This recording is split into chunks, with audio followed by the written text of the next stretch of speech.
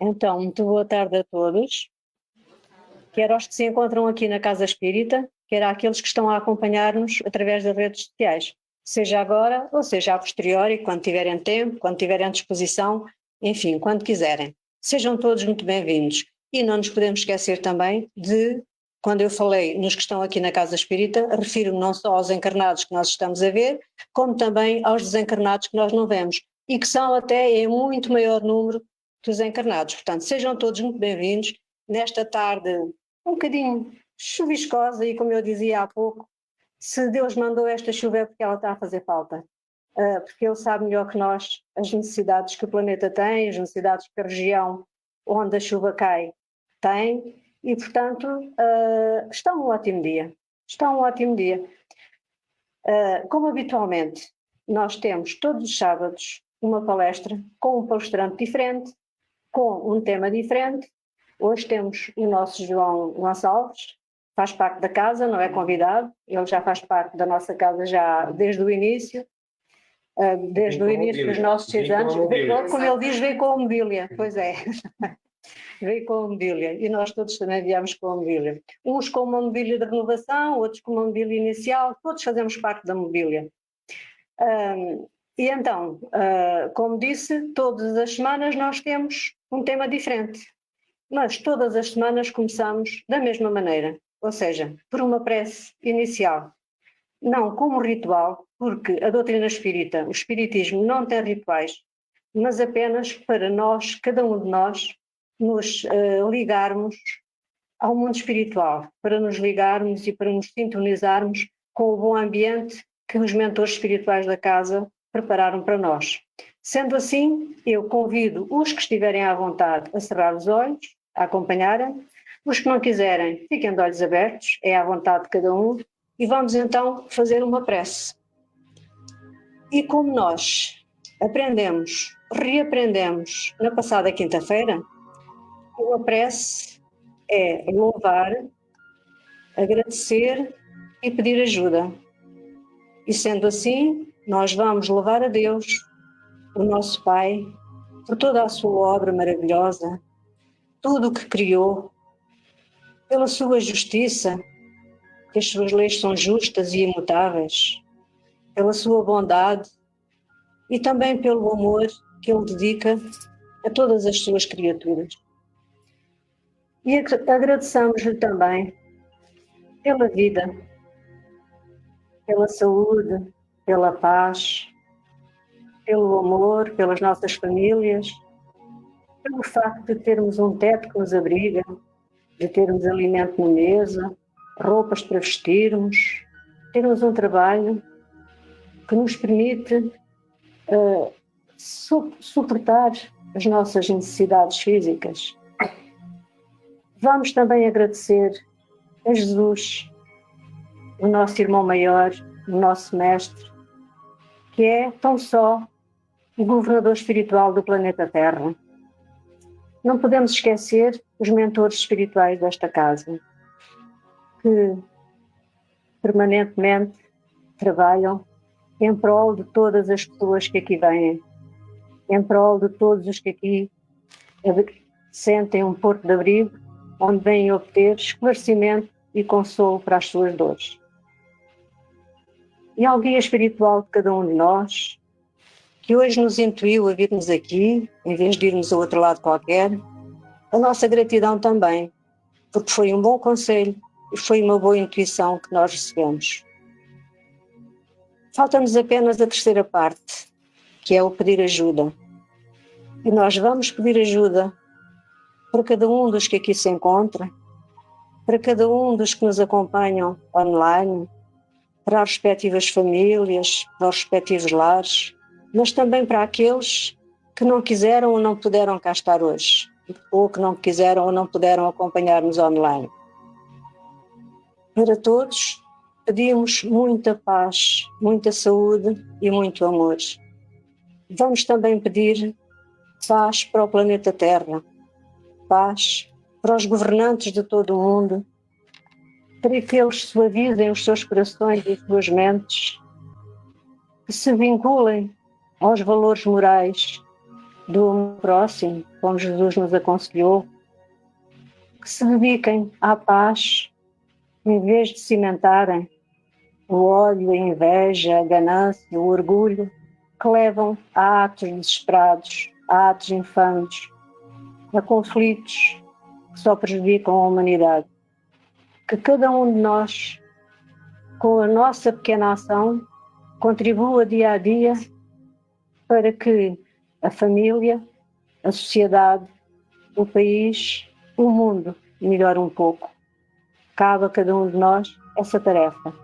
E quando cumprirmos essa tarefa, a nossa responsabilidade está feita, está cumprida. E a toda a espiritualidade que nos assiste, a todos aqueles que diariamente nos acompanham e amparam, o nosso grande, grande bem-aja, com um grande, grande abraço de gratidão. E agora passamos então ao nosso João, para rimar. Ok, obrigado. Ora então, boa tarde, queridos amigos. Parabéns de novo à nossa casa.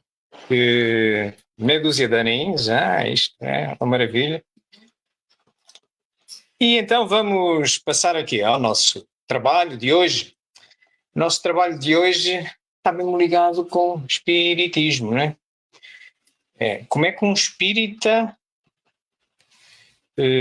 pode achar interesse no espiritismo se não crer e tiver a certeza que o espírito existe?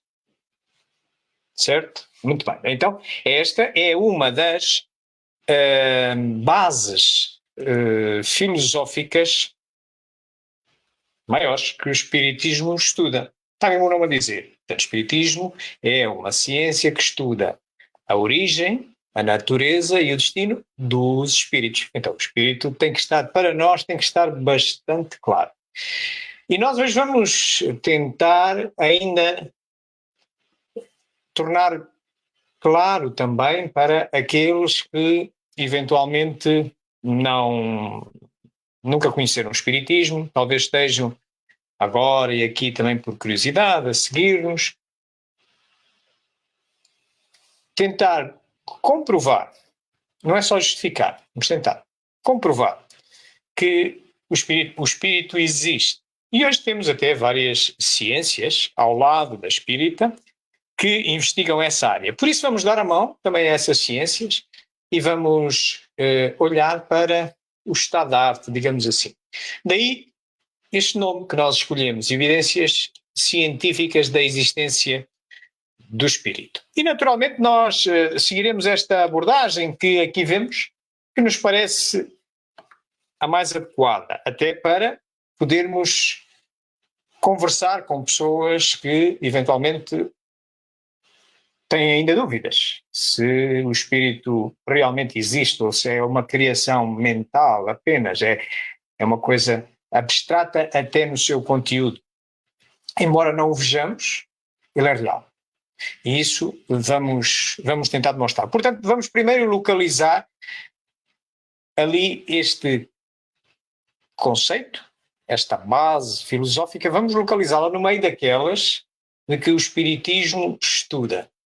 E esta em particular, vamos olhar para ela e vamos olhando também para o lado e vendo paralelamente o interesse que ela despoleta noutras ciências, noutros curiosos, noutros investigadores, nomeadamente nas neurociências. As neurociências da atualidade são aquelas que também se vão interessando por este ente, pelo menos até à morte.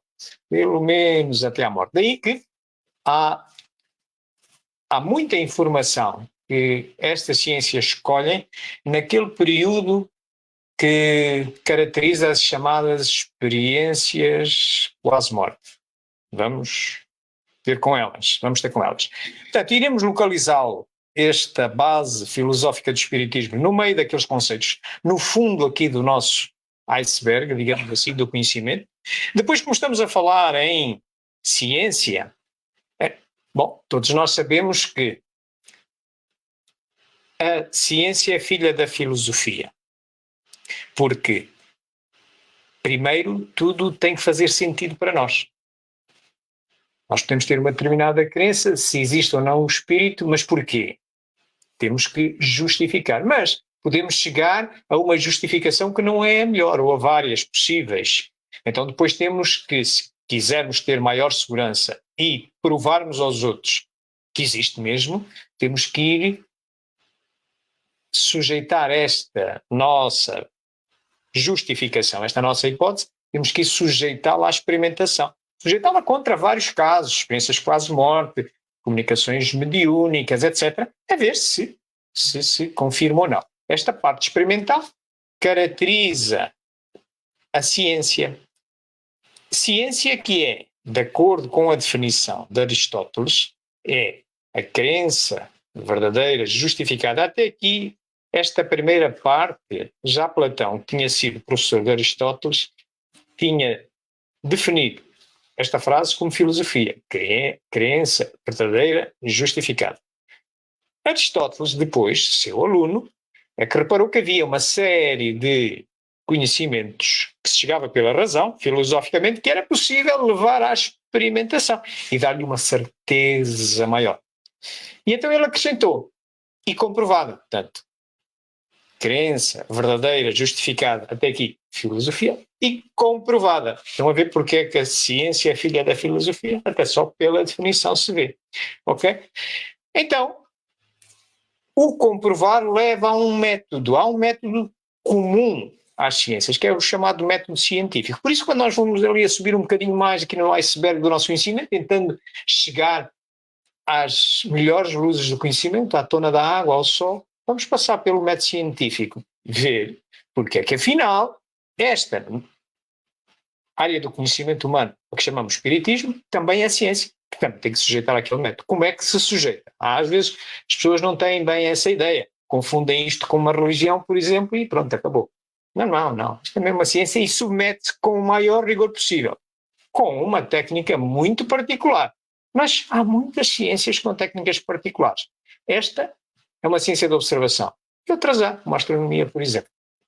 Depois, então, vamos subindo um bocadinho mais à procura do maior esclarecimento, subirmos à tona da água, digamos assim, levarmos diretamente com o raio do sol e vamos às evidências. Vamos então comprovar, depois de construirmos ali uma hipótese de existência do espírito, vamos comprovar essa hipótese, vamos sujeitá-la a vários casos. Vamos ver 2 casos distintos um do outro e experiências quase morte.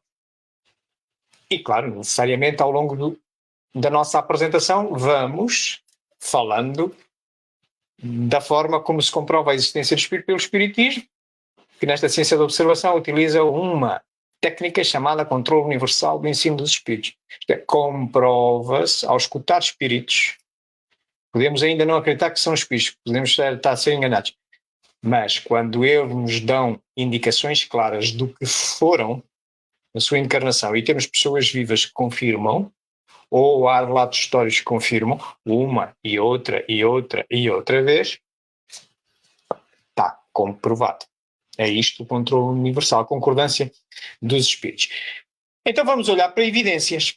E claro, vamos para a nossa razão, vamos olhar para aquilo e ver se encontramos uma melhor hipótese alternativa do que a existência do espírito para justificar os fenómenos que vamos observar. Mas claro, nenhuma área do conhecimento humano goza da propriedade do absoluto, do conhecimento absoluto. Nenhuma.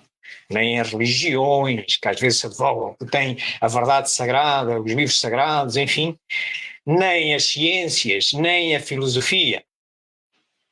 Então, nós estamos condenados a, primeiro, ter a humildade e os pés assentes na terra, que hoje sabemos determinada coisa, temos uma opinião sobre determinada coisa e amanhã, com maior conhecimento, vamos evoluir, vamos substituir aquela que tínhamos. Isto é válido em todas as áreas do conhecimento. Só nas dogmáticas é que não, aquelas que querem impor uma verdade, tipo algumas religiões que, bom, ou crês nisto ou não pertences a este grupo. Não, aqui o espiritismo não é nada disso. É uma diferença muito grande das religiões, aquelas mais dogmáticas. Então, justamente, aqui tudo está em aberto, tudo está buscando a melhor verdade no sentido do progresso humano, porque A finalidade do espiritismo, como filosofia e ciência, é deduzir orientações de bem-proceder, as ditas consequências morais, mas justificadas, portanto são ético-morais, são de ética. Tudo se resume a isto. Então nós temos que, se assim é, se nós não temos a verdade absoluta, ninguém tem a verdade absoluta, andamos sempre a evoluir, então só lucramos em olhar para o contraditório, isto é, escutar o que é que outras mentes, igualmente interessadas em perceber aquela realidade, que opinião têm? A ver se é melhor do que a nossa ou não. Ou se podemos ir lá buscar alguma coisa e juntarmos à nossa para sermos com uma verdade melhor. Todos lucramos com isso. Por isso, vamos ao contraditório, vamos olhar para o contraditório e ver o que é que as outras ciências, a respeito daquelas mesmas evidências que nós vamos observar, o que é que se diz por aí. E vamos fazer a nossa reflexão, a nossa análise. E por fim, iremos tirar as nossas conclusões. Vou-vos já dizendo que estou apostado em tirar a conclusão, mesmo passando o contraditório, de que o espírito existe, é um ente real. Não estou a fazer nenhuma descoberta, talvez uma redescoberta, porque já os espíritos diziam a Kardec e por isso ele criou esta doutrina. Muito bem, então vamos lá localizar aqui nos conceitos filosóficos que o espiritismo estuda, vamos lá localizar esta base filosófica, este conceito. Aqui está. Está aqui situado entre 5. Mas calma, como vos disse, nenhuma área do conhecimento humano detém a verdade absoluta. Se quereis fazer uma experiência simples, quando saírem daqui ou pegar no vosso telemóvel e procurar bases filosóficas de espiritismo, vai-vos sair. A Wikipédia portuguesa vai-vos dar 19. Se quiserem procurar em espanhol, vai-vos dar 12. Nós normalmente falamos nestas 5, que se inserem são uma parte, quer do conjunto ou de 12 ou 19. E quantas são? Bom, se calhar daqui por 300 anos o espiritismo já estuda 50. Ok. O importante é que estudemos as que estudarmos, em função do conhecimento que temos e da capacidade que temos para refletir sobre elas, o façamos de forma integrada e de forma que resulte, que seja útil para deduzir as tais orientações de bem proceder, que é o objetivo do espiritismo. Então, com estas 5, já temos bastante. Já a análise pode sacar da investigação que se faça dela, quer com a razão, filosoficamente, quer cientificamente, já temos bastante para nos conduzirmos e melhorarmos. Assim tenhamos nós a vontade de fazermos a nossa reforma interior e não só a devorar muito conhecimento. Está bem, o verdadeiro espírita distingue-se, não é pelo conhecimento que possa ter, é pela capacidade que tem de levar à prática o conhecimento que detém. Uma coisa é estar aqui a falar, fazer uma palestra, dizer coisas muito bem. E depois na minha vida pessoal não faço nada. Quer dizer, faz o que eu digo, não fazes o que eu faço, isso não serve cá ao espiritismo. Ok? Muito bem. Então, cá vemos o espírito ali localizado no meio daquelas 5, em que há uma que sobressai, que é Deus único, a causa primeira. O espiritismo, em termos de filosofia, insere-se nas áreas da metafísica. Busca as causas primeiras. E realmente, o espiritismo chega à conclusão que, racionalmente, só pode existir uma. Nós chamamos de Deus, mas podia ser chamado de outra coisa qualquer. Há outros que chamam Alá, Javé, Brahma, Rama. Já é mais difícil de aceitar aqueles que acham que há vários ao mesmo tempo. Põe sempre aquela nossa questãozinha, basta só a razão a pensar, mas espera, se há vários, quem é que os criou? Pronto, lá estamos outra vez. Portanto, só pode existir um. É um Deus único. E depois, claro, que porque é que nasceram, por exemplo, as religiões? Todas elas nasceram porque faziam uma interrogação muito grande. O que é que se passa após a morte? A gente só tem esta existência. Andamos aqui a esfolar-nos e a suar as estupinhas e a aprender coisas e tal, e depois vai-se tudo embora. O que é que se passa? Só temos um tirinho para dar? Portanto, já o homem, desde a antiguidade, mesmo nas religiões politeístas, também o que perseguia era isto, dar a resposta a isto. Só que o fazia de uma forma um pouco fantasiosa, não era? Por exemplo, o politeísmo olhava, hoje está a chover. Eles não sabiam explicar porque chovia, eles diziam, era o Deus da chuva. Ok. Pronto, muito bem. Mas com o adiantamento humano, não, a chuva ocorre porque há o vapor de água na atmosfera, condensa, com as diferenças de temperatura, até se formam as nuvens e quando ficam muito pesadas, mais pesadas que o ar, caem. Então isto está explicado, isto não é nenhum Deus. É uma coisa que já existe, que sim, se calhar um Deus criou isto. Portanto, então, o homem ao interrogar-se o que é que se passa após esta vida física, sempre cá dentro tinha uma inquietação. Não, deve existir aqui um bichinho qualquer, uma coisa qualquer que anda aqui dentro, que isto nos dá consciência, que se deve manter. Bom, e sempre foi crendo nisso. E o Espiritismo aparece para, de alguma forma, pôr um balanço sério nisto e um balanço seguro, racional, científico, demonstrar que sim, existe. Por isso, o espírito, a existência do espírito, porque sem essa existência do espírito não conseguimos garantir a dita reencarnação. Muitas religiões chamam-lhe de ressurreição, são aquelas que creem apenas num tirinho, mas isso depois fica um bocado complicado, porque se é só um tirinho, e aqueles que nascem tetraplégicos?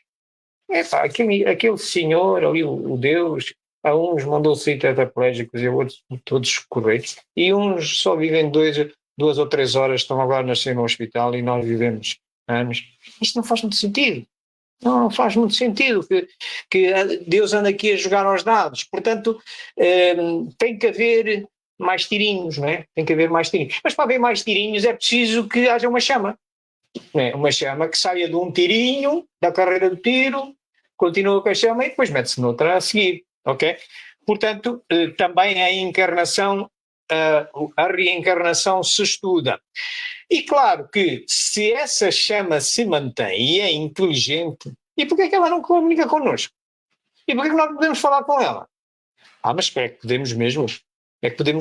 Então, estuda-se também no Espiritismo a comunicabilidade dos espíritos. Aliás, utiliza-se a comunicabilidade dos espíritos para sustentar desta técnica que utilizamos, desta ciência típica, esta ciência particular de observação, que é buscar a concordância não só destas mentes que estão aqui encarnadas, porque o Espiritismo também se faz dos nossos contributos, basta olhar para as notas e comentários de Kardec. Estava encarnado, não. E as outras pessoas. Mas claro que quem melhor do que um morto-vivo para nos falar da vida depois da morte? Né? Ok? Aí está, vamos buscar essa informação toda.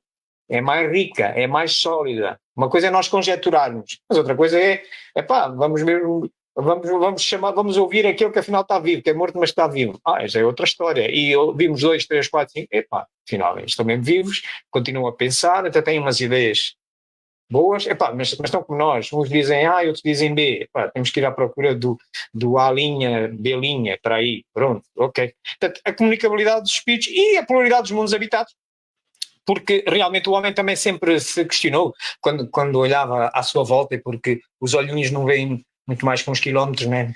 Mas pelo menos dá para ver aquelas coisas à noite, os globos à noite e tal, para que é que isto serve? E a gente, mas isto deve haver mais qualquer coisa, e aquilo é só para a gente à noite deleitar os olhos, nós estamos aqui, e naqueles globos não devem lá estar outros, assim como nós, não devem lá. Portanto, ele sempre se foi perguntando se éramos os únicos aqui. A razão diz-nos que não. A razão. E as outras ciências ao lado da nossa, a astrofísica, a astronomia, o que é que anda à procura? É exatamente à procura de vida noutros planetas, não é? Portanto, a pluralidade dos mundos habitados é também uma das bases filosóficas que interessa ao Espiritismo. Bom, localizado que está aqui esta base filosófica que nós pretendemos estudar, vamos olhar para ela segundo 2 perspectivas. Aquilo que nos traz o Espiritismo e aquilo que vai estimulando a curiosidade das ciências de hoje, nomeadamente as neurociências, na busca de uma natureza científica, porque filosófica já há. A ciência é filha da filosofia, então a justificação filosófica, desde que o homem se conhece que justifica que tem que ser, tem que existir, podem não conseguir depois demonstrar.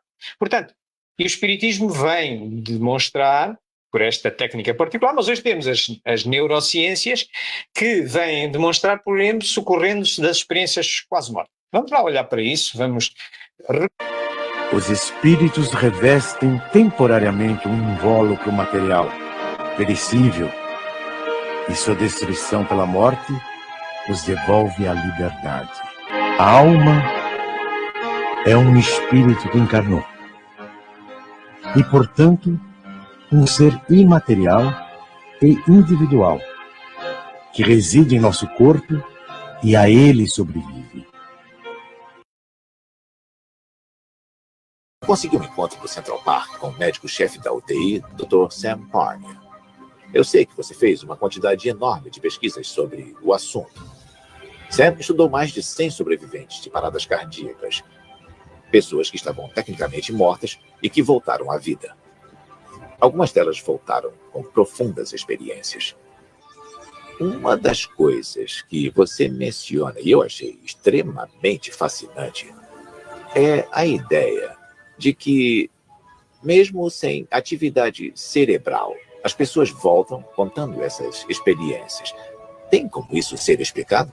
É importante compreender que, quando uma pessoa está morrendo e se torna um cadáver, é só nesse momento que as células dentro do corpo começam a passar pelo processo da morte, o que pode levar horas, se não até dias. E, na verdade, temos esse espaço de tempo em que podemos trazer a pessoa de volta à vida. E as experiências que elas tiveram nos dão uma indicação de como e quando a humanidade passa pela morte. E os religiosos acreditam, quase todos, que quando você morre é apenas no sentido corporal. A sua essência, a sua alma continua. Existe algum apoio científico para a ideia da alma? Hoje em dia chamamos a alma de consciência na ciência. Então podemos testar essa teoria científica e ver se essa consciência continua ou se ela acaba. Isso prova, pelo menos, que quando uma pessoa morre, essa parte que nos torna o que somos, a psique, a alma, a mente, a consciência, ou como você quiser chamar, ela não é aniquilada. Ela não desaparece no ar, ela continua pelo menos no início da morte. É sério? Com certeza. Ela continua quando o cérebro não deveria estar funcionando e quando uma pessoa está passando pela morte. Então, amigos, aqui vemos como a curiosidade das neurociências hoje, e de uma forma solidificada nas experiências quase morte, porque perturba realmente. Nós estamos habituados a ciências mecanicistas e a nossa medicina, se a gente for ao hospital e entrar em coma, eles põem-nos lá, por exemplo, eletrocardiograma, eletroencefalograma e tal, a ver até ao momento em que mantemos essa atividade, essas atividades vitais, nomeadamente do eletroencefalograma, por exemplo, que haja atividade cerebral. Porquê? A forma mecanicista de pensar desta ciência está correta, são ciências físicas, tem que ser assim. Já chegou à conclusão que a forma justa de um médico declarar a morte a um paciente é quando o seu cérebro deixa de funcionar, não consegue já, tentando se reanimar, não consegue já voltar a assegurar as condições vitais.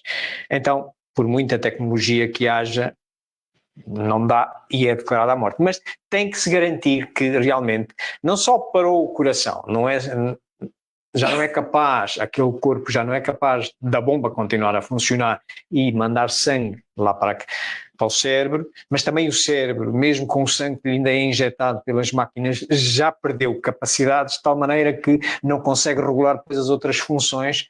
Portanto, isto está plano. A partir daí são os protocolos de morte. Portanto, o que é que surpreendeu os neurocientistas foi aquilo que nós ali vimos, é que há algumas pessoas que reúnem esses critérios, paragem cardíaca e paragem cerebral, algumas, pela insistência dos médicos e da parafernália que temos hoje à nossa disposição, algumas positivamente ressuscitam, isto é, voltam a adquirir o controle do seu corpo. E o seu corpo são as mesmas pessoas, é exatamente o seu corpo. Mas, estranhamente, já o cérebro estava parado, O cérebro está parado. E se o cérebro é que registra memórias, que produz a consciência, depois os médicos ficaram surpreendidos porque essas pessoas vêm com memórias daquele período em que o médico já podia ter declarado a morte deles. Mas o cérebro está parado. Então espera aí, então não é o cérebro que produz a consciência. Então a consciência é produzida por outro ente. Bingo! Olá, amigos! Chegamos ao espírito. Muito bem. É por aqui que nós vamos, então, hoje, conduzir o nosso trabalho e já assentes com aquilo que vimos primeiro no vídeo, é o que o Espiritismo, de uma forma resumida, nos diz e vem na segunda parte do Livro dos Espíritos, das 4 partes. Na segunda parte fala da vida espírita, aquilo é extraído de lá.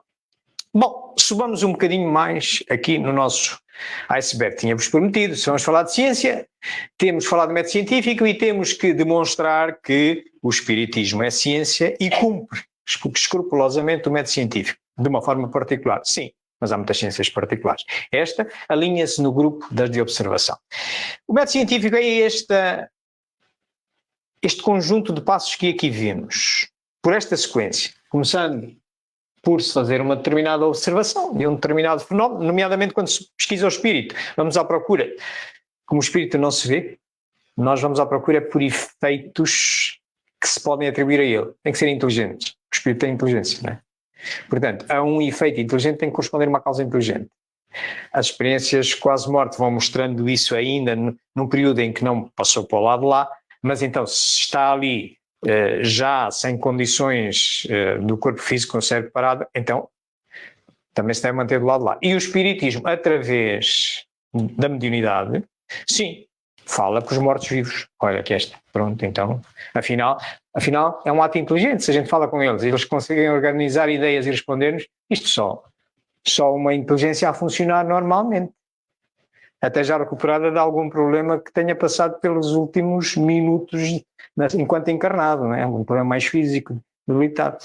Portanto, depois de fazermos observações, a gente vai fazer perguntas, caracterizar o que é isto, a que é que se deve, em condições é que isto se verifica, e vamos levantar hipóteses. Digamos que neste primeiros 3 passos, temos aqui uma fase, dentro do método científico, há aqui uma fase em que só está envolvida a razão.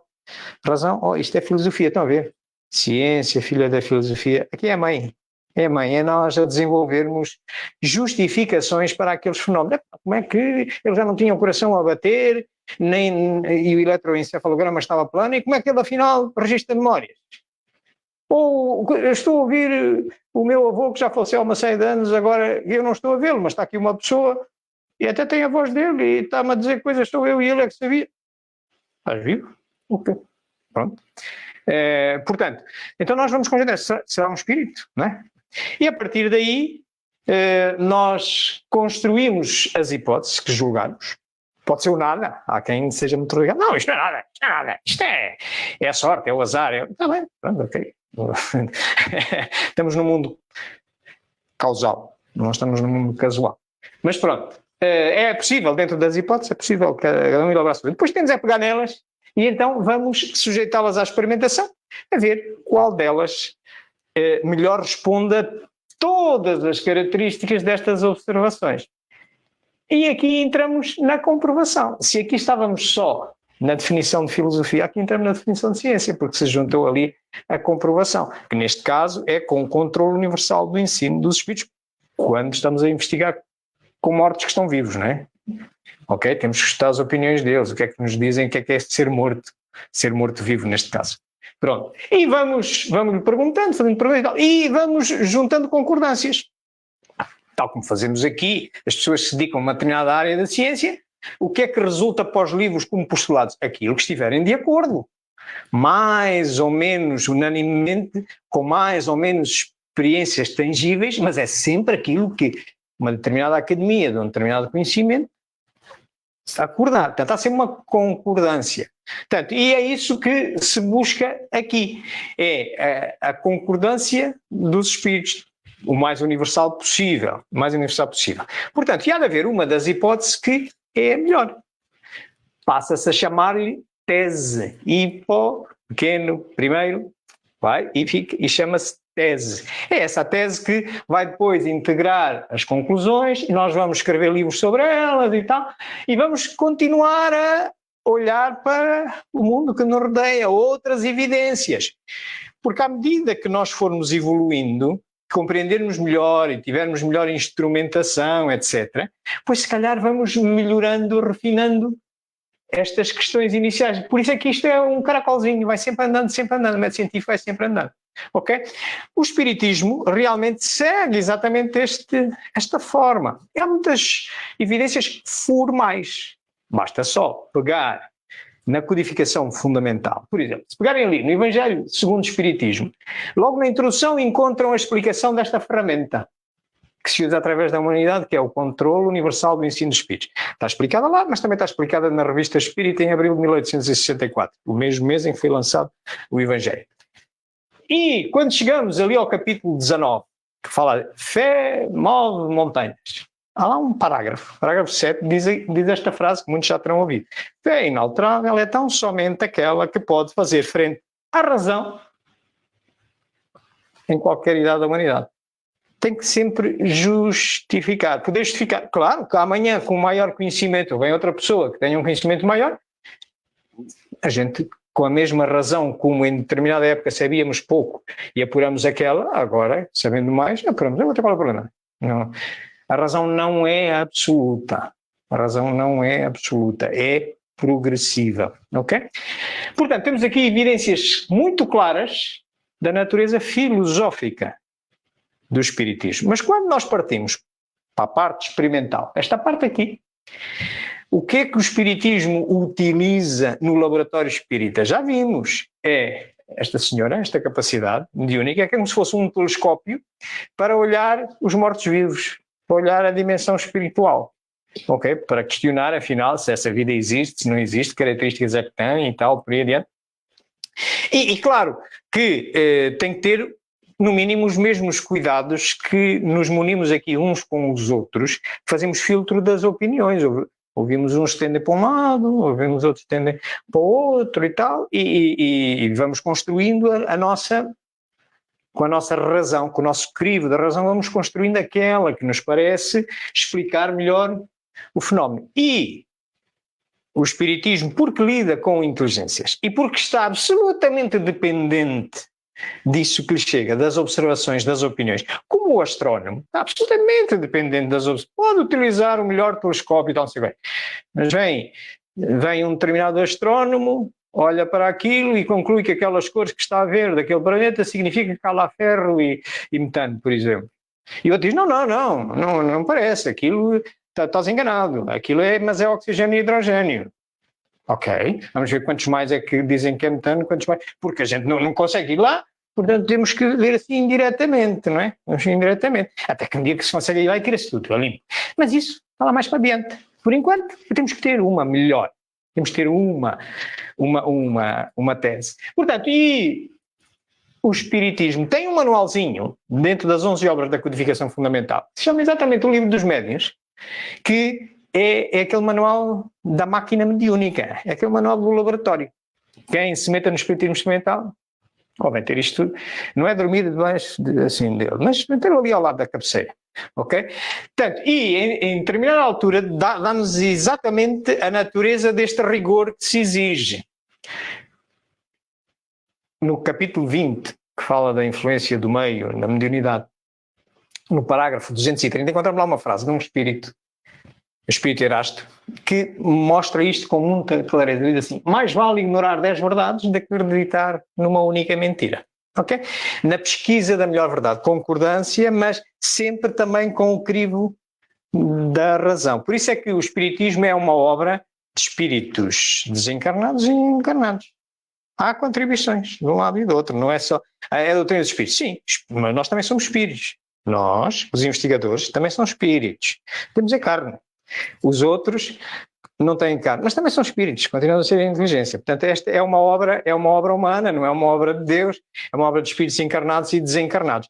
E claro, quando nós, com todo este rigor e todo este método, conseguimos extrair uma melhor justificação, válida naquele momento, até que melhor se revele, pois estamos exatamente a seguir aqui o caracol do método científico. Estamos a abrir-nos a que possa haver outras possibilidades. E Kardec também o define, junto com os espíritos, aqui nesta obra da codificação fundamental, da Gênese, que na primeira parte tem um primeiro capítulo que diz caracteres da revelação espírita, que é até tão importante que Kardec pegou nele e até fez a última obra das 11 a ser lançada é essa, os caracteres da revelação espírita. Mas é realmente uma cópia desse primeiro capítulo da Gênese. E no parágrafo 55 lá está dito isto que aqui vemos.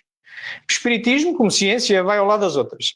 Se em algum momento uma melhor verdade se revelar, seja pela própria investigação espírita, seja pelas outras ciências, o espiritismo aceitará. Exatamente o que é ciência. Não é dogma. Temos aqui sempre para raciocinar. Bom, julgamos que conseguimos minimamente dar-vos conteúdo para refletirdes porque é que o espiritismo é uma ciência. Segue os critérios das outras todas, segue o método científico e nestas condições de ciência particular, que é uma ciência de observação. Então agora vamos lá correr o método científico, criar uma hipótese de existência do espírito e sujeitá-la à experimentação. Passamos às evidências. Quais são os fenómenos que vamos observar? Vamos observar um caso de morte legal, vamos observar um caso de coma e vamos observar 60 casos de experiências quase morte, documentados. Só vos vou apresentar os resultados finais. Em que é que se baseia? Qual é que é a justificação filosófica que nos conduz a levantar uma hipótese espírita? É esta que nós aqui estamos a apresentar. Há relatos de atividade consciente durante aquelas experiências quase morte. Nós vimos ali naquele vídeo de princípio, não é? Em coma, mas também após paragem cardíaca com perda total de função cerebral. Portanto, condições de morte. Para aqueles que não acreditam que há um ente que sobrevive à morte, aqui, como é que agora vão explicar que há relatos conscientes quando afinal o cérebro já está parado, quando já morreu? E é aqui que se põe o busilis da questão. Portanto, a gente pergunta, mas quem é que produz? Se era o cérebro que produzia a consciência, que registava as memórias, agora já está parado, como é que continua a produzir isto? Passamos então ao terceiro passo, à construção das hipóteses. E para isso é que com razão estamos a filosofar nesta fase. Portanto, não há efeitos sem causa. Há pessoas que não querem à viva força acreditar que existe uma vida para além da morte. Então, mas a gente pergunta, então demonstram. E como é que justifica isto? Por exemplo, nas experiências quase morte. Como é que justifica os fenómenos mediúnicos? Portanto, e vemos as pessoas ou fogem com coisas ou irritam-se. Também, mas não há problema nenhum. Não se altera a realidade por a pessoa fugir de bater com a cabeça no granito, de ver que a realidade é mais dura do que ela. E tem que se quiser evoluir, tem que pensar por si. Portanto, não é feito sem causa. Aquilo tem que ter alguma causa que está de trás. Se há consciência para além da morte cerebral, então ela não é produzida pelo cérebro. Acho que toda a gente percebe, mesmo mais dogmático. Então, se a memória registrada do cérebro já está parado, o médico já podia ter passado o certificado de óbito, e como é que depois registra? Então, se ela não é produzida pelo cérebro, que não pode ser, está parado, então não é local. Não reside no cérebro. E sobrevive à morte. Porque a morte, de acordo com os termos legais, é paragem cerebral. Paragem cardíaca, paragem cerebral. Então, se é ente que sobrevive à morte e mantém essa consciência continuada, individualizada, porque é uma verdadeira ressurreição. Ele, quando volta, não volta outra pessoa. Não, é a mesma. E conta, lembra-se como é que entrou no hospital e tal, não sei como é. Ressuscitou mesmo, naquele corpito dele. Ressuscitou. Portanto, isto para nós é espírito, porque também, quando se morre, também se mantém a consciência. A gente não vai para o todo, não. Leva toda na sua bagagem todo o seu progresso, tudo aquilo que aprendeu, etc. Continua a ser a mesma pessoa, o mesmo perfil psicológico, demonstrável. Ao escutarmos, através de vários médiuns, por exemplo, e confirmarmos o que ele diz com registros históricos que a gente tem, ou familiares. Portanto, então isso é espírito, nesta linha conceptual da ideia espírita. Então parece-nos que é lógico, é plausível construir esta hipótese. com aquela argumentação, com aquele silogismo, o espiritismo existe e os mortos são os espíritos. Parece-nos. Vamos lá olhar para um caso, vamos pegar na perda de consciência e vamos apartando a tarraxa até ficar mesmo indemonstrável. Vamos começar num caso de morte legal, passou-se nos Estados Unidos, 1989, podeis encontrar na internet este caso, Don Piper, em que realmente, dada o adiantamento da medicina na altura, etc., e os procedimentos legais, não era mais fácil, sem querer, declarar-se um morto que ainda estava com alguma capacidade de vivência. Poderá não ser o caso, mas os procedimentos estão aqui. Ele foi declarado morto no local.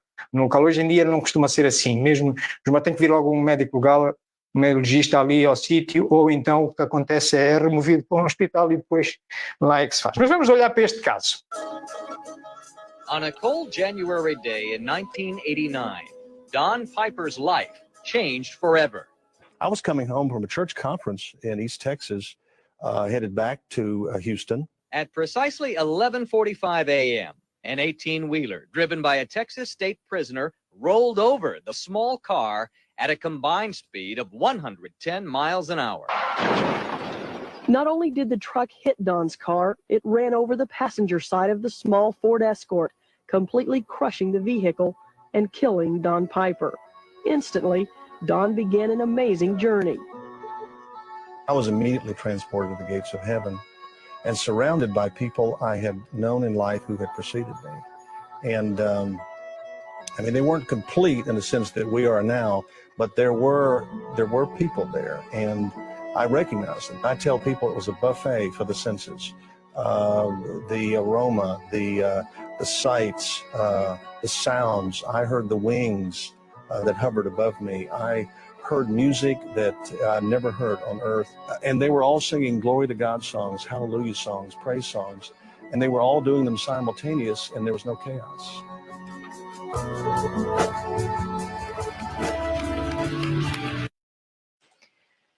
Ora, aqui temos um caso que ele realmente era um indivíduo religioso, era um pastor evangélico. De facto, também é um bate nele e depois vem um amigo lá atrás que vê o engarrafamento e vai perguntar ao polícia o que é que se passa, mas que ele estava a reconhecer o carro do amigo, se o deixava ir lá e tal. E depois há muito custo de polícia e muita reticência deixa-o ir, mas ele está morto e tal, mas ele levanta lá o lençol e começa a cantar uma cantiga que ele lá tinha, uma coisa, e não é que o morto começa também a cantar quando já só estavam à espera de o remover, já tinham declarado a morte dele, portanto, afinal ressuscitou. E vem com estas memórias. Vão à internet, isto é um caso real, vão à internet. Como é que isto se explica? Mas poder-se-á dizer, bom, isto era 1989, isto se calhar precipitaram-se. Ok, vamos andar mais para diante, vamos buscar a tecnologia dos finais do século XX e século XXI para vermos mais estas situações, porque a concordância dos espíritos é assim que mexe. Isto só calma, vamos ver se isto se repete, se isto se comprova. Então vamos lá, agora à procura de um outro caso. Agora vamos começar a atarrachar aqui a porca da perda de consciência. Se aquilo ainda nos poderia trazer muitas dúvidas, mas reparai no que é que ele, memórias, nós vamos buscar concordâncias. Ele está a dizer uma paisagem bonita, celestial, até nem tinha vontade de voltar e tal, ok. Vamos agora olhar para um caso confirmado de coma, um coma alongado, durante uns tempos razoáveis, que é esta menina, Julie Papi Evans. E chamamos a atenção, reparem quais são as memórias com que ela vem, porque o resto a gente já sabe que há qualquer coisa aí. Mas vamos lá. Julie Papi Evans. In 1997, Julie Papi Evans was involved in a horrific car accident. She was 29 at the time and was driving home from a shopping trip when a young driver jumped a red light and crashed into her car at 50 miles an hour. The impact was huge and Julie's brainstem was injured and her body began to die. She was pulled from the wreckage, unconscious, unresponsive, and had no detectable pulse. When brain scans were conducted, they revealed no brain function and doctors couldn't see any way she was going to survive. Julie remained in a coma for several weeks, and her family refused to give up hope that she would recover. They prayed for her survival, and against all odds, and to the astonishment of doctors, Julie woke up just 6 weeks after the accident. She was very limited physically, unable to eat, hear properly, or control any of her bodily functions. But when waking, she believes it was a moment when she had died and saw a glimpse of heaven, and this is how she described it. It was so vast, and there was no real beginning or end to it. It was just perfect peace. I knew that I was there in that place because I was dead. I knew that, and I was not afraid. I was not afraid to be there. I was happy. It was like I was home, and I wanted to stay there. Julie also recalls seeing her deceased grandmother, who was telling her to go back, saying, "Your body will heal, go back and be happy." Julie is convinced she had died just long enough to experience some kind of afterlife, with her next memory waking up from her coma. Julie started the long road to recovery, and doctors are amazed at how far she has come. So was her vision just a dream, or do you think her mind or spirits did really go somewhere? It's interesting that if it was all in her mind, that despite her brain being practically non-functional, she was still able to visualize what she believes was an afterlife. Aqui está, amigos. Esta já é comprovada. Esta já não é em 1989, ora, parece que está morto, já não mexe a perna e tal, não sei o que mais. Pois, não. Esta esteve ali no hospital, levou com as máquinas. Pode-se comprovar a paragem cerebral através não só de um eletroencefalograma plano, e era o que nos foi aqui dito no caso dela, mas também ressonâncias magnéticas funcionais, em que podemos medir o fluxo sanguíneo na base do cérebro. E quando ele deixa de passar, deixa de alimentar, temos situação de morte. É o que nós vamos ver agora, atarrachando ainda mais a porca da perda de consciência. Portanto, como é muito comum, viram as semelhanças aparentes das recordações. Esta até viu uma avó, não foi? Esta até viu uma avó. É interessante, há casos, há relações dessas. Mas vamos lá continuar a baixar, a apertar o nível da perda de consciência. E socorrendo-nos agora de parafernália não só médica mais avançada, mas também um melhor conhecimento médico, e vamos olhar para casos investigados por um cardiologista holandês, Pim van Lommel. Ele não é espírita. Eu conheço-o pessoalmente, já coincidimos em alguns congressos de vida após a morte, digamos, ou vida após a vida, como se costuma chamar nesse congresso. E ele é já espiritualista. Quer dizer, a experiência dele... Agora, portanto, ele chega à mesma conclusão que aquele médico, diretor de serviço de neurologia, o Sam Parmia, em conversa com aquele autor americano, Morgan Freeman, chega à mesma conclusão. Há aqui um ente, esperemos o que a gente quiser chamar, mente, espírito, mas há aqui um ente que registra aquilo. E ele também chega a essa conclusão. E este estudo é um estudo que leva bastante tempo. Ele é este senhor, que aqui está, tem um livro maravilhoso, onde eu vou buscar esta informação que vou agora trazer, em que ele dá conta de 40 anos de estudo. É este, Consciência para além da vida. Está em espanhol, mas também se encontra em português. E ele, a sua experiência, este gráfico é construído por mim, com os dados que lá estão. Ele estuda 300 e poucos casos, 344 pacientes com estas características: paragem cardíaca, seguida de paragem cerebral. Só estas configuram os protocolos de morte aceites na comunidade científica médica. E destes 344, o relato, o que contribui para a dita concordância de opiniões e a levar-nos à demonstração que existe qualquer coisinha que afinal continua a registrar memórias, chamemos-lhe o que chamar, foram 62. Portanto, digamos que são os ressuscitados. 62. Os outros são mortos-vivos. Poderíamos talvez chegar pela mediunidade a eles. Mas pronto, desses 62, agora reparem, vejam as coincidências que há com a Julie Papi Evans e com o Don Piper. Estão a ver? Coisas engraçadas, paisagens maravilhosas, consciência está morto, portanto isto está 60% sentem emoções positivas, todos referiram a emoções positivas. Consciência está morto, cerca de 50%, experiência fora do corpo, movimento por um túnel, o tal famoso túnel, que muita gente descreve, tem luz, e costuma até trazer, costuma lá vir falecidos anteriores. A Julie Papi Evans viu a avó, não é? Disse, tens que voltar, ainda não está na altura de coisa, vá, continua. Pronto, por aí adiante, comunicação com a luz e tal. Portanto, e constrói-se isto.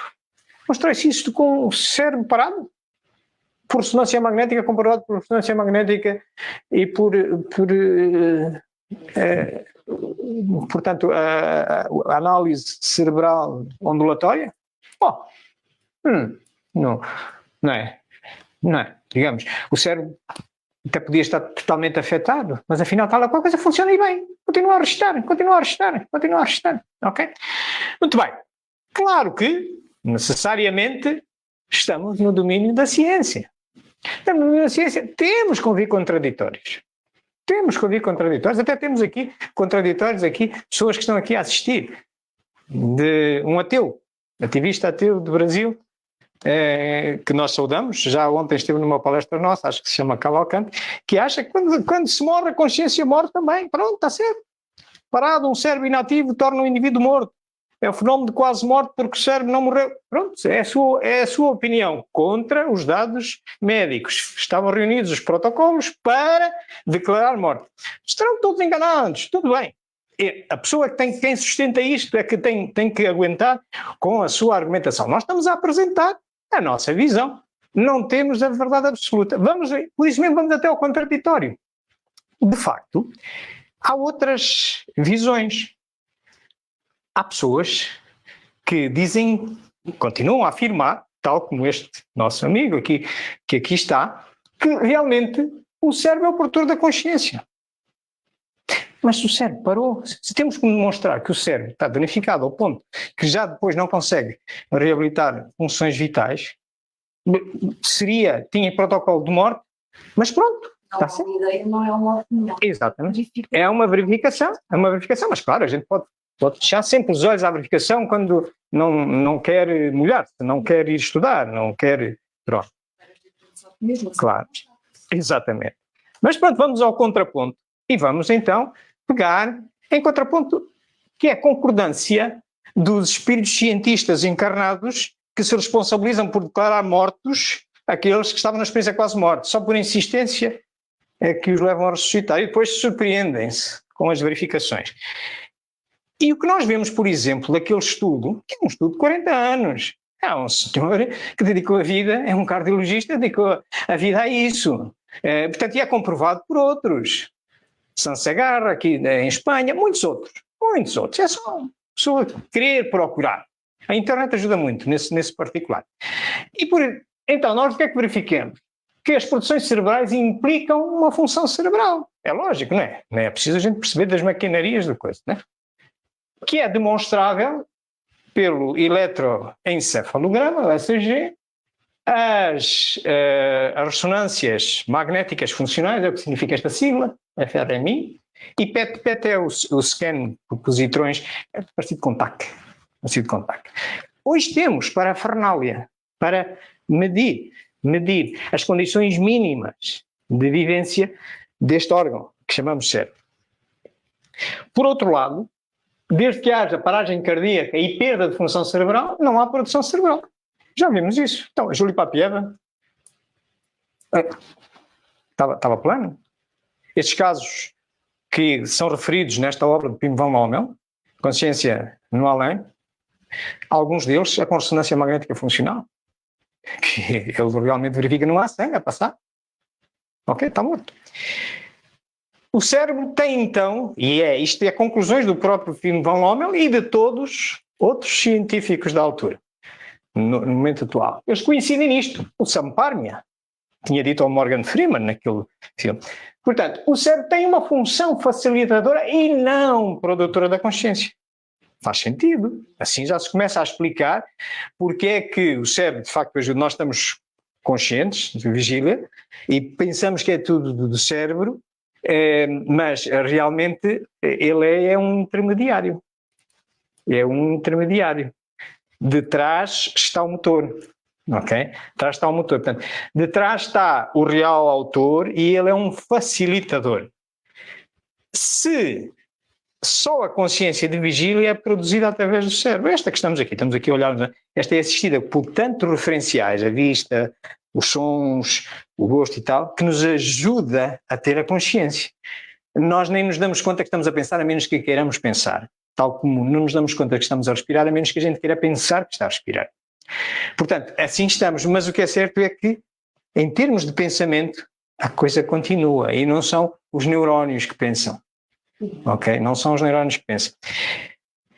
Portanto, a haver uma recuperação numa destas situações de experiência quase morte, as lembranças e imagens não podem ser atribuídas à produção cerebral. Com muita pena de quem não possa, tem todo o direito de discordar. Tem é que provar o contrário. Nós estamos a molhar-nos e a provar de um lado. Estamos com a nossa hipótese. Quem esteja à vontade para demonstrar o contrário, contra todas estas evidências que existem, não é só do espiritismo, estamos a falar das neurociências. Tem que chegar à frente para sermos positivos, para todos nos ajudarmos uns aos outros, fazemos o contraditório porque aprendemos. É muito importante o contraditório, muito. Tem que ser sério.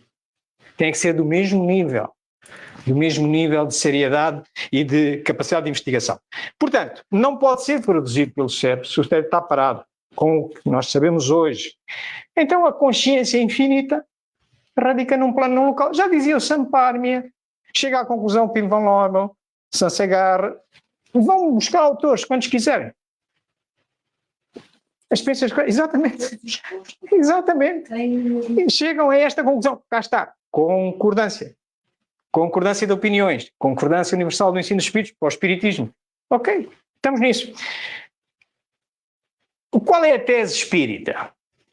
Porque o espiritismo, com a sua particular natureza de ciência da observação, investiga não exatamente com ressonâncias magnéticas, nem com eletroencefalogramas. Porquê? Porque o espiritismo é a ciência dos espíritos, né? Estuda a origem, a natureza e o destino dos espíritos desencarnados. Ok? Portanto, esta parte orgânica... Exatamente. Portanto, nós estudamos para além da experiência quase morte.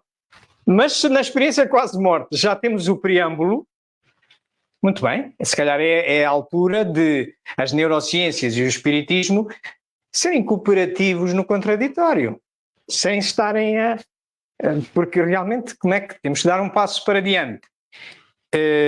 Eu costumo dizer, porque já tive a oportunidade de participar num congresso em que falamos destas situações, e a proposta com que eu terminava a minha intervenção era que a forma de fazermos esta ponte entre os pesquisadores espíritas e os pesquisadores das experiências quase morte, parece-nos um caminho possível temos documentadas pessoas que passaram por esta situação. Há montes, em vários livros, toda a documentação de pessoas que, ok, elas vão morrer um dia, né? Todo aquele que morre começou por passar por uma experiência quase morte. Só que houve uns que ressuscitaram e outros não. Ok.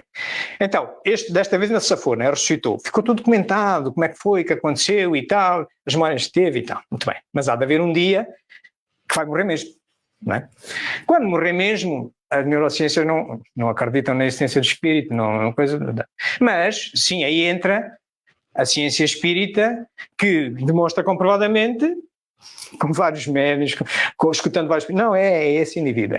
Então vamos lhe perguntar, vamos chegar à conversa com esse morto-vivo, já do outro lado lá, que desta vez morreu mesmo, já não ressuscitou, e vamos lhe pedir que nos diga se passou por uma experiência quase morte, quais são os dados. A gente aqui com o caderninho criado há uns anos atrás, não é?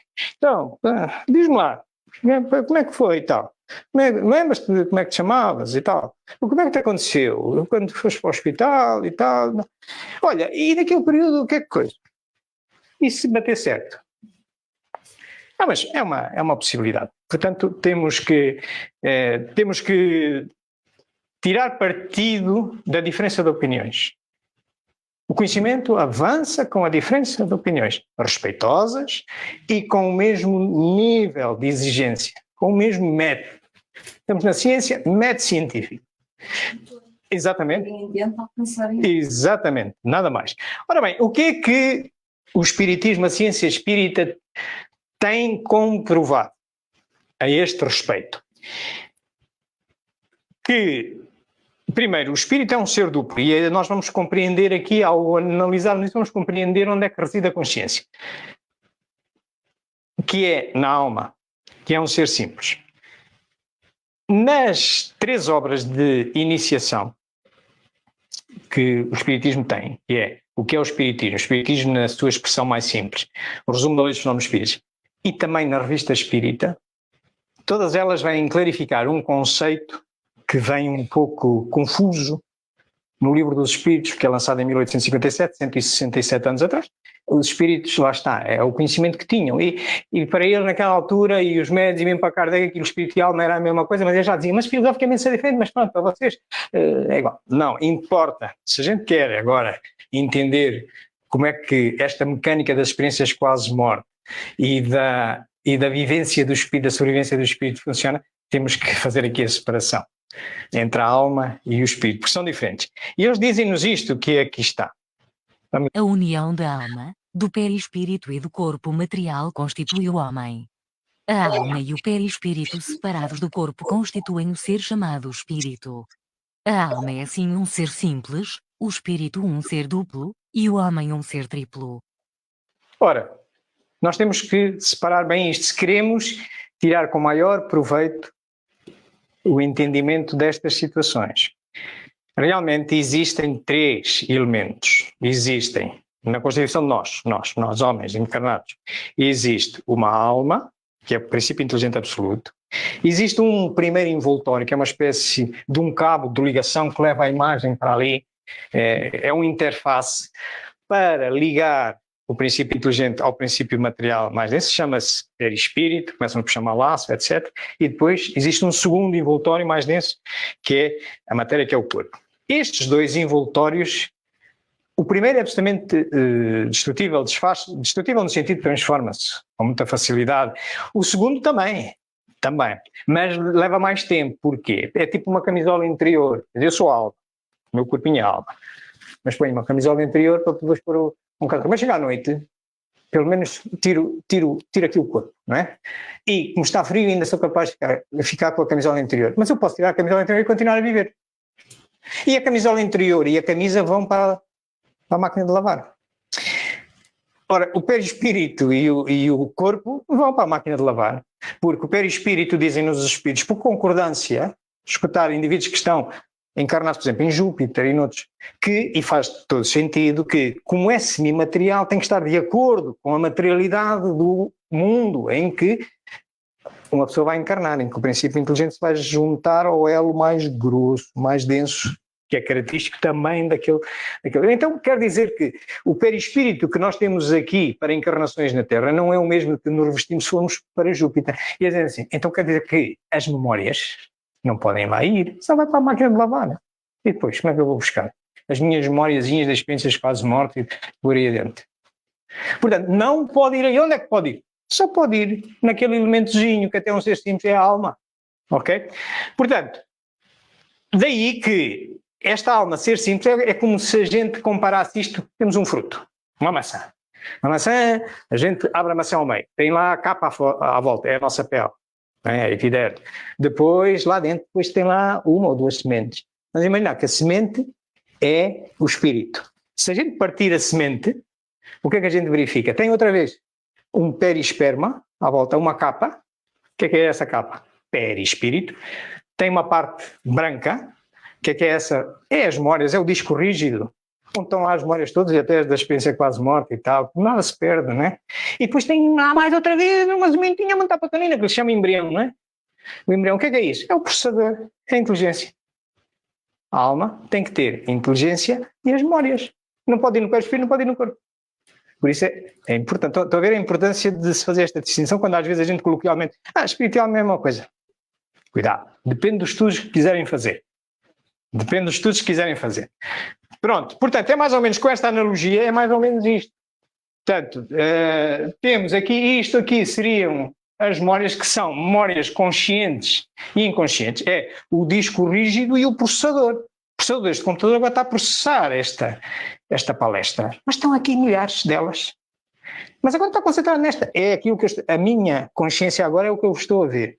Quantas coisas estão esquecidas do meu passado, mas se eu quiser ir buscar algumas de outras vidas, já estão mesmo muito esquecidas. Mas estão sempre registradas, nada se perde. Ok? Mas, portanto, não vai aqui, não vai aqui, não vai aqui. Está cá. Ok? Portanto, temos aqui a inteligência que processa todo este conjunto de memórias, uma parte consciente e uma inconsciente. Ok? É a RAM do computador e o que está no disco duro, que está meio adormecido. Ok? Muito bem. Perante isto que nós aqui vimos, na minha humilde opinião, eu estou convencido que estes relatos conscientes destas pessoas que experimentaram uma experiência quase morte, nesta sequência de paragem cardíaca, com os protocolos que a ciência estabelece, e com perda de função cerebral, são mesmo uma evidência da existência do espírito. Mas claro, quem quiser pode ter... O espírito não é, pois, um ser abstrato, indefinido, só possível de conceber-se pelo pensamento. É um ser real, circunscrito, que em certos casos, se torna apreciável pela vista, pelo ouvido e pelo tato. É isto que o Espiritismo nos diz, logo na primeira obra mais antiga, que é esta, o Livro dos Espíritos, na introdução, no capítulo 6, logo está dito, é um ser real. Como são reais os micróbios que eu aqui não vejo. Ok? Mas às vezes levam-me à cama, febre e não sei o quê. Muito bem. Queridos amigos, era isto que nós tínhamos para vocês. Nós consultamos todas estas obras que aqui estão. Quem quiser documentar-se pelo lado das ciências gêmeas do espiritismo nas suas áreas respectivas, cá tem o livro de Pimbal Homel, aqui. Tem os que partiram entre os que estão vivos, Eraldson, é um professor catedrático islandês que estuda estas situações e as da reencarnação. Vida após a vida, Raymond Moody, um investigador de renome, muito dedicado a isto. Jim Tucker, Vida antes da Vida, que utiliza, por exemplo, memórias de crianças em tenra idade e marcas de nascimento para demonstrar de novo a essência do espírito, porque ele demonstra a reencarnação, mas isso então é preciso ver o espírito. Para ver a reencarnação antes tem que se demonstrar a existência do espírito. Este livro é muito interessante, O Céu Existe Mesmo, de Coltenburg, um menino que sofreu uma anestesia, está em português, sofreu uma anestesia e também vê um bisavô e vê uma irmã que tinha sido abortada, que ele não tinha conhecido, etc. Portanto, o que demonstra que ali é. E há um filme disto. O nosso livro Pensamento Sistémico e Espiritismo, bem que falamos disso, temos um capítulo dedicado ao espírito. Tem aqui uma série de links, exatamente, e com autógrafos se quiserem. Temos aqui uma série de links, por exemplo, aquela história de Deus com Morgan Freeman, foi aquilo que nós vimos há bocado, no Samparmia, que poderão visualizar. Nós, como habitualmente, estamos a gravar, estamos a transmitir em tempo real, mas também a gravar, vai ficar gravado, quer aqui na nossa associação, na página do Facebook da nossa associação, do nosso Centro Espírita, quer também em YouTube, Espiritismo JG, onde nós agora iremos atender não só as questões atinentes a este assunto pelos que estão aqui presentes, mas também os que nos queiram interagir connosco através do chat, mas ela vai ficar gravada. Mas se alguém houver que não se sinta à vontade para colocar a sua pergunta, a sua dúvida aqui, num chat, também tem à sua disposição este endereço de e-mail, trataremos de responder com a maior brevidade. Queridos amigos, escuto-vos num são intercâmbio de ideias. Acho que foi uma palestra extraordinária. Para mim, dou-vos parabéns, porque foi uma palestra extraordinária e ficou muito bem a existência do espírito. E acho que é impossível realmente refutar a existência do espírito. Mas há quem. Para lhe dizer que também no mundo onde eu me meto, que é o mundo dos espiritualistas, todos eles, ou quase todos eles, começaram com o espiritismo. Foi o espiritismo a porta de entrada. Eu não tenho religião, sou uma espiritualista, mas sou uma espiritualista que acredita no espiritismo e também entrei pela porta aos 16 anos ao Allan Kardec com os espíritos. Portanto, o espiritualista é aquele cuja porta, a primeira porta foi a parte espírita. De qualquer maneira, muita gratidão por esta palestra que não vi. Muito obrigado e muito obrigado por esta diferenciação entre espiritualismo e espiritismo. É uma diferença ténue, como, por exemplo, a medicina e a os médicos que tratam da gastro ou da ortopedia, portanto, são visões particulares dentro do espiritualismo. O espiritismo é espiritualista, ok? O espiritismo é espiritualista. Mas a sua especialização ao investigar em características próprias que demonstram ser espírito, como, por exemplo, a individualidade. O espiritismo demonstra que aquele que morre permanece a ser ele próprio quando vai. Há correntes espiritualistas que advogam outra situação, que é, sim, continua a existir o princípio inteligente e só por defender a existência de um princípio inteligente que sobrevive à morte é espiritualista, mas que, por exemplo, vai para um todo comum. Pois, racionalmente não nos parece, mas contraditório é contraditório. Quem afirma isto tem que provar isso. Nós provamos pelo controle universal das opiniões deles, que a gente vai falar com eles e aquele continua a ser o meu avô e depois escuta o outro a seguir e continua a ser o seu avô. Os dois não falam a mesma coisa, os dois revelam uma experiência de vida compatível com aquela que estava registada enquanto encarnados, portanto são as mesmas pessoas. Há correntes espiritualistas que advogam que não vão para o todo. Há correntes espiritualistas que advogam que vão para o todo e têm possibilidade de regredir, a dita metempsicose, vir a encarnar em corpos de animais, por exemplo. Ao espiritismo não encontramos nunca nenhum espírito concordante com essa ideia e mesmo logicamente também não nos parece, porque então estaríamos a pôr em causa o progresso. Então nós estamos aqui, eu estou aqui a estudar, a queimar as minhas pestanas, a tentar ser uma boa pessoa e tal, não sei como é, depois isto vai para o lixo. E depois vou sempre a começar. Mas depois a gente olha para a sociedade e diz, não, mas a sociedade tem evoluído. Mas a sociedade evolui porquê? Porque somos os mesmos que vimos uma e outra vez e vamos evoluindo. Porque senão Deus estaria sempre a criar um novo espírito e então Deus não era justo, porque os nossos avós foram criados menos cultos do que nós e nós somos uns especiais de corrida que até já vemos a saber uma série de coisas. Onde é que está a justiça de Deus? Aqui. Deus anda aqui a escolher uns e outros, não é? Tem que haver uma razão. Que razão é esta? Se não formos pela reencarnação, desafio qualquer pessoa a vir mostrar o contrário. Portanto, e se a gente só tinha... Há correntes espiritualistas, nomeadamente religiosas, vamos citar uma conhecida de todos. Religião cristã católica. Não acredita na reencarnação. Acredita que se mantém um ente após a morte, certo? Por isso é que há os santos, por isso é que há Jesus. Exatamente. Muito bem. Mas eles defendem que a gente vai para o cemitério e, olha, que descanses para toda a eternidade e tal, não sei o que mais. Azados cabrais, nem sabem onde é que se estão a meter. Portanto, vamos continuar a trabalhar. E então é no dia do juízo final onde todos acordarem e tal. Pois, pobre do tetraplégico, vai acordar assim com o mesmo pito.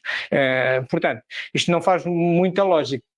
Ele teve a vida tão plena e ser tetraplégico. Exatamente. Pronto, tudo isso obriga a um estudo. A parte dos católicos não ia viver, nem conhecem a Bíblia. Claro. Pois por isso é que os caminhos são muitos e as pessoas têm é que usar a sua razão e têm que ser capazes de exercer o seu contraditório de uma forma séria e sem paixões pela verdade que tenham disponíveis. Se nos mostram uma coisa melhor, então deixa-me pensar nela. É típico das ciências. A ciência não trabalha com a verdade absoluta, trabalha com... Pensarem por elas próprias. Não estarem sempre a pensar pelas influências deles. Claro, isso é. Bom, queridos amigos, o tempo é soberano, né, Paulinha? Pronto, então, queridos amigos, aqueles que eventualmente quiserem colocar alguma questão, estão à vontade, têm aí o nosso e-mail ou até através do chat. O tempo já está excedido aqui na nossa palestra, temos outras atividades, sem prejuízo que depois de terminarmos a conversa, pelo menos para os que estão aqui presencialmente, continuemos a nossa conversa. Vamos terminar fazendo a apologia do espírito, não é verdade? E fazer a apologia do espírito, nós tínhamos visto aqui nestes conceitos que estava lá um que é o maior, que é este, que é Deus. E tal como a ação nos foi recordando na prece inicial, naquela lindíssima prece que ela fez, uma prece tem sempre 3 partes, não é? Tem uma de louvor, uma de agradecimento e uma de pedido. Então louvemos este ente Deus, esta causa primeira, que criou esta obra desta maneira, que nos leva a queimar as pestanas e os neurónios à busca da melhor verdade. E que descobrimos sempre que tem mais qualquer coisa para aprender. Quando hoje já chegamos à conclusão que existe o espírito, depois mais tarde vamos chegar à conclusão que afinal o espírito tem alma e perispírito, etc. Por aí adiante. Vamos sempre aprimorando as coisas. É uma obra digna de louvor. É uma obra que o homem não conseguiria fazer. O homem, normalmente, as obras que constrói são finitas. Por isso é que muita gente só tem esta referência física do homem e como está habituado a que ele só faça coisas finitas que têm um fim, tudo se resume a isso. Mas depois isso não explica estes fenómenos que agora vemos. Louvado sejas, Deus, pela tua obra. Mas queremos agradecer, Senhor, pela construção da escola que nós percebemos que está implantada na obra onde nós estamos inseridos, na tua obra. Mas também vos queremos agradecer por esta criação deste ente que nos permite frequentar a escola. Sem a inteligência, sem a alma, sem o espírito, não era possível tirarmos benefício da escola que representa a tua obra. Por isso te agradecemos, Senhor, pela dádiva da alma. Onde está a inteligência? E onde está a consciência, afinal? Que nas encarnações até tem um auxiliar que se chama cérebro. Que maravilhosa obra, a de Deus. Muito obrigado, Senhor. Mas por fim, Senhor, vos queremos pedir que, quando dedicados a melhor compreendermos a nós próprios, a nossa natureza, não só a natureza ternária do homem, alma, perispírito e corpo, mas fundamentalmente aquela que escapa à tangibilidade dos nossos sensores, o espírito e a alma. Nessa altura, Senhor, vos pedimos que nos ajudeis a tirar o melhor benefício do contraditório. A capacidade de justificar e comprovar aquilo que afirmamos e a humildade de poder sempre aceitar uma verdade que melhor e mais rapidamente nos faça aproximar de ti. E para isso contamos não só com os nossos anjos da guarda, mas também com a espiritualidade superior e amiga da nossa casa espírita. Muito obrigado, queridos amigos. Obrigados aos nossos companheiros que pela internet nos foram colocando comentários, bem-haja. E então ficamos de encontro marcado para a próxima semana, sábado, a esta hora, sempre aqui no nosso centro, executamos uma palestra, uma reflexão sobre um tema espírita. E então desejamos um bom fim de semana a todos. Até lá, se Deus quiser.